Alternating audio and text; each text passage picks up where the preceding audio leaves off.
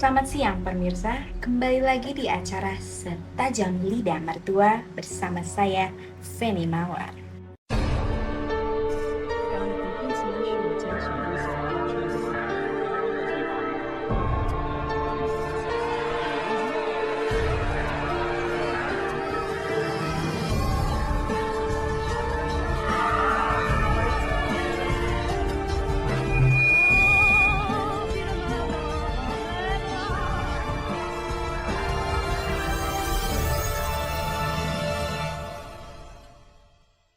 Jangan istri kayak gitu, nggak bisa masak, buat apa? Tega banget mertua aku. Bukannya nenangin, malah nyuruh anaknya buat ninggalin istrinya sendiri. Aku, Ya. Kamu yang merebut. siapa yang ngerebut juga?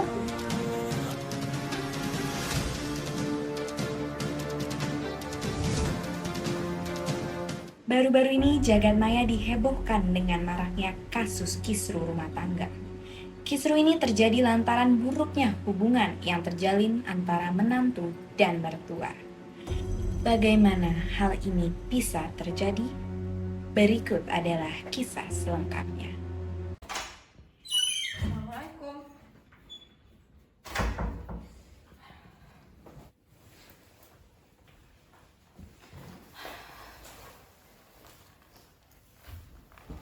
Londo, kamu udah pulang kan, Dok? Udah, Ibu. Hari ini kita mau masak apa ya, Dok ya? Tapi kayaknya kok beras persediaan kita nih kayak udah habis deh. Kamu nggak mau beli, Tando? Aduh, kayaknya minggu ini kita beli di luar aja, Bu. Soalnya kerjaanku lagi banyak banget. Udah, nggak apa-apa, Ibu. Ngomong aja mau makan apa. Lah kok beli terus, Tondo? Kamu udah kerja, pulang sore terus. Masa kamu nggak sayang uang yang kamu hasilin banyak habis buat beli makan? Kan masa lebih hemat, Tondo? Iya, Ibu. Kalau aku nggak apa-apa. Toh ya makanan dari restoran juga pasti lebih enak daripada makanan aku, Bu. Udah, nggak apa-apa. Minggu ini aja kita beli makanan di luar. Udah, ngomong aja, Bu, mau makan apa? Kamu sendiri nggak mau masak? Lihatlah suamimu, kasihan, dia udah kerja, pulang capek-capek. Masa pulang-pulang nggak ada masakan di meja makan? Pasti ngerti kok, Bu. Jep, sini Jep. Ya Bu, gimana Bu? Oh, Mah kamu udah pulang Mah? Udah, barusan. Ini loh istrimu nih, dia nggak mau masak seminggu, Iya. padahal bahan persediaan makanan di rumah tuh udah pada habis. Bilangin lah tuh istrimu. Udah tuh Bu, ini istriku emang mau baikin Bu masak atau enggak? Dia kan juga kerja juga Bu. Walah, kayak ini loh, rumah tangga kok kayak nggak ada harmonisasinya sama sekali. Ini kerja, itu kerja, pulang udah capek, nggak ada interaksi, nggak ada saling hibur. Gimana sih ini tuh? Ibu kok ngomongnya kayak gitu sih? Ibu jangan kayak paling tahu, Bu, tentang hubungan kami.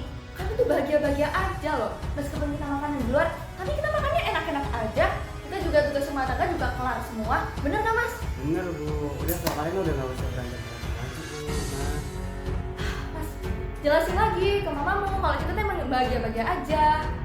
Biar aku tuh nggak dikira kayak istri zolim gitu loh. Udah, Bu, mending Ibu sekarang hilangin tuh pikiran-pikiran negatif Ibu dan percaya aja kalau aku sama Mas itu emang bahagia-bahagia aja dan baik-baik aja. Tik-tik. Punya mertua, menantu sama anak nih sama aja, sama-sama pasif, sama-sama yang ini keras kepala. Dah sana, kalian kalau misalnya mau beli makan, beli aja sendiri, ibu mau masak.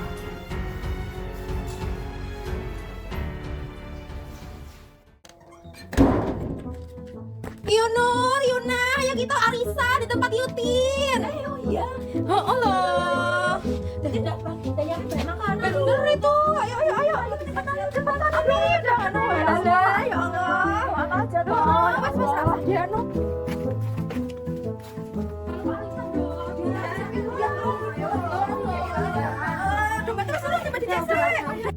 Assalamualaikum, Yutin. Yutin. Ayo yuk. Ayo ibu-ibu sini masuk.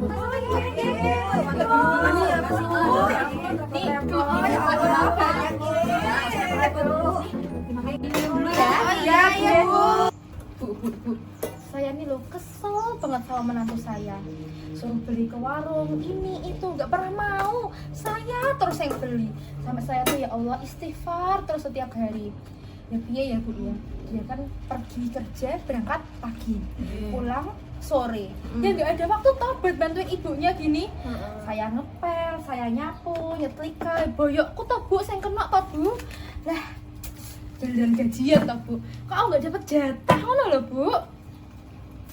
Walah ya Bu, emang menantu zaman sekarang tuh kayaknya nggak diajarin berbuat baik sama mertuanya. Nah itu saudara saya di rumah Bu, dia tuh yang nyiapin pas sarapan, yang bangun pagi, itu mertuanya coba. Dia tuh malah masih enak-enakan tidur, sayang-sayangan sama suaminya di kamar. Walah, kok iso ya Bu ya? Saya juga heran sebenarnya Bu sama saudara saya tuh. Iya nak Bu. Halo Bu Ibu semuanya. Halo Bu. Kok baru datang toh? Aduh sorry ya, ini tadi udah mulai kocokan belum ya? Belum kok, belum, tenang. Ini loh, tadi Yuning sih baru curhat. Tadi menantunya tuh nggak mau inisiatif, semuanya tuh dikerjain Bu Yuning sendiri. Ya Allah, sakit tenan. Untung aja aku belum punya menantu. Besar kayak anak aja udah pusing apalagi ya, Bu. punya mantu yang nggak inisiatif gitu. Ih, nggak mau. Ih. Walah gitu ya. Tapi ya Bu Ibu ya, kalau anak kita udah menikah tuh kita harusnya nggak usah ikut campur urusan mereka, udah biarin aja. Iya. Kalau misalnya menantu nggak mau bantuin nih, ya diomongin baik-baik Bu. Atau kalau enggak ya dibagi kerjaannya, biar kita nggak ngerasa kerjain sendiri. Tapi lama-lama ya awalnya saya juga gitu, suka marahin menantu saya tuh tiap hari saya omel-omel. Aduh. Tapi lama-lama ya capek kan ya. Iya, capek ya. Saya biarkan gitu kan. Saya kalau cuci baju sekarang ya saya cuci baju saya sama pakaian suami saya aja. Pakaian menantu sama anak saya ya udah saya biarin. Iya bener Bu, coba kayak sarannya Bu, ini tadi Bu Sri. Coba bilang dulu ke menantu Ibu, kalau misalnya Ibu lihat dia senggang gitu, mungkin bisa dimintai tolong gitu Bu. Coba dulu. Lah saya tuh udah kayak gitu toh Bu. Saya wis sabar menghadapi menantu saya itu ya, wis kayak istighfar terus, sabar. Sakjane iki ya saya kadang ya mesakno, kayak udah kasihan gitu ya sama dia ya. Dia kan kayak pulang kerja sore mesti kan capek, pengen istirahat gitu kan, juga uang kan pasti juga buat keluarganya dia. Anak saya juga pasti kan dapat toh percikan uangnya toh. Ya tapi ya gimana ya Bu ya, saya kan juga capek, dia nggak pada bantuin ya, dia capek ya saya juga capek toh Bu. Ya masalah Bu, nek misalnya capek sendiri mending bicarain baik-baik sama menantunya Ibu. Nek enggak, kalau misal nggak mau, kalau misal gengsi itu ya Bu, langsung aja bicara ke Mas Jep itu. Iya Bu, itu bener itu. Dulu saya juga ngomong ke anak saya dulu kan sebelum ke menantu. Habis itu ya udah, karena gengsi ya, masa ngomong ke menantu dulu ya. Iya sih, Bu. Aduh.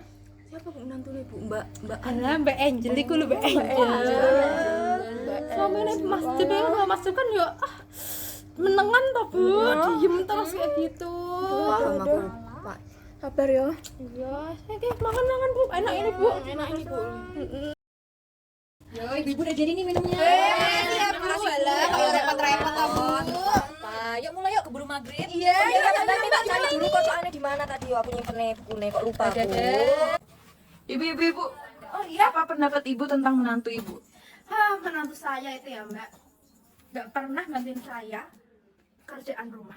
Saya juga udah capek sendiri gitu Mbak, tapi ya serba salah gitu. Ya satu sisi saya mau negur, tapi saya takut dikira ikut campur. Tapi satu sisi lain, ya saya capek toh Mbak dengan pekerjaan itu semua dilimpahkan ke saya. Nggak tahu lagi lah Mbak. Oke. Mbak. Bagaimana pendapat Mbak tentang mertua Mbak? Saya ngerasa kok ibu mertua saya tuh agak sinis gitu ya ke saya ya. Saya bahkan nggak tahu salah saya apa, nggak pernah cerita ke saya apa-apa, malah ceritanya ke tetangga. Udah tahu ya saya tuh pulang kerja tuh capek banget, malah diomelin terus. Oh iya Mbak. Sabar Mbak. Mas. Mas tahu nggak kalau ibu sama istrinya berantem? Sebenarnya Mbak, aku merasa sih Mbak, istri sama ibu saya itu hubungannya alhamdulillah, cuman emang mereka nggak pernah komunikasi sama saya Mbak, jadinya nggak tahu apa masalahnya mereka. Masalah rumah tangga tadi tentunya akan berdampak buruk bagi ketahanan keluarga apabila tidak segera ditangani. Oleh karena itu, berikut kami tampilkan tanggapan dari ahli terkait masalah ini. Oke, sebenarnya bagaimana sih cara kita memandang konflik antara mertua dan menantu.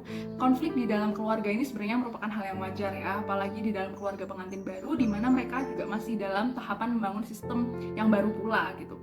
Sehingga penyesuaian terhadap kepribadian, kebiasaan masing-masing pasangan itu masih banyak dilakukan, termasuk beradaptasi dengan keluarga masing-masing, terutama orang tua pasangan. Apalagi dalam kasus pengantin baru yang masih tinggal di dalam satu atap yang sama dengan mertua, seperti kasusnya Mbak Angel dan Mas Jeffrey ini, kemungkinan konflik juga pastinya akan semakin besar karena interaksinya juga semakin banyak dan sering. Nah, tapi apakah konflik antara ibu mertua dan menantu seperti pada kasus ini nggak bisa dicegah atau diatasi? Tentunya bisa diatasi dan bisa dicegah ya. Oke, jadi langkah apa sih yang bisa dilakukan untuk menyelesaikan konflik antara ibu mertua dan menantu seperti ini? Nah, pertama langkahnya adalah kita harus mengetahui terlebih dahulu nih faktor apa yang menyebabkan konflik. Nah, dalam kasus ini saya melihat perbedaan pola pikir antara ibu mertua dan Mbak Angel ini menjadi akar permasalahan. Ibu mertua menganut nilai-nilai tradisional yang mengharuskan menantunya, Mbak Angel, itu berperan sesuai dengan peran sosial yang diekspektasikan masyarakat, seperti istri harus melayani suami lah, memasak lah, menyiapkan makanan lah. Nah, sebagai keluarga yang anaknya baru saja menikah, orang tua harusnya itu udah nggak ikut campur lagi dalam urusan-urusan seperti ini. Sebaliknya, orang tua harus memberikan kebebasan bagi anak dan menantunya untuk membangun kehidupan pernikahan mereka sendiri. Dalam kasus Mbak Angel dan Mas Jeffrey, ini karena sama-sama udah bekerja juga ya. Nah, mungkin mereka ini juga sebenarnya udah memiliki pembagian urusan rumah tangganya masing-masing dan telah memiliki kesepakatan juga bahwa Mbak Angel ini sebagai istri nggak harus melakukan semua pekerjaan domestik tadi. Nah, sayangnya hal ini mungkin belum dikomunikasikan dengan baik ke orang tua masing-masing gitu. Nah, tidak dikomunikasikannya prinsip ini akhirnya membuat banyak prasangka buruk di antara mereka, di antara ibu mertua dan menantu. Kemudian argumentasi jadi cepat meledak dan akhirnya timbul ketegangan di dalam rumah tangga. Nah, di sini kita juga bisa melihat bahwa komunikasi di dalam hubungan pernikahan itu adalah hal yang penting gitu.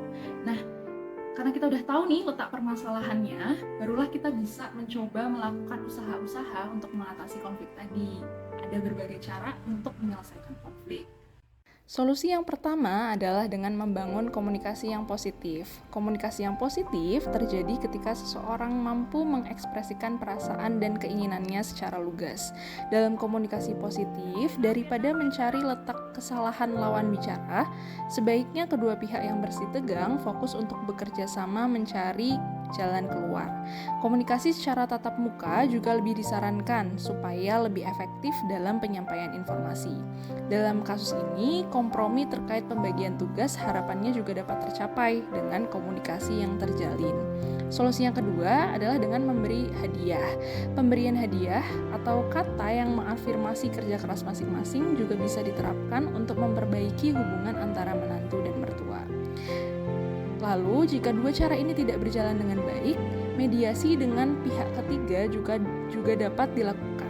Pihak ketiga dapat memberikan pandangan yang lebih objektif untuk penyelesaian masalah. Jika ketiga cara tersebut sudah dilakukan, tapi belum terlihat resolusi konflik yang baik, ada baiknya juga pasangan mendatangi konselor pernikahan atau psikolog untuk mendapatkan saran profesional. Pemirsa, itulah tadi berita kisruh rumah tangga yang terjadi karena konflik antara menantu dan mertua. Ketika masalah dalam keluarga tidak dapat diselesaikan secara internal keluarga, ada baiknya untuk mencari bantuan profesional seperti psikolog atau konselor keluarga dan pernikahan.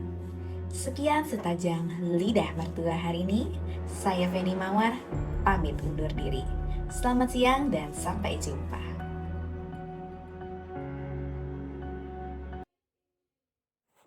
Oh alah, ini yang bikin hubungan antara istri dan ibu renggang. Kayaknya aku perlu ngajak mereka untuk konsultasi ke psikolog deh secepatnya.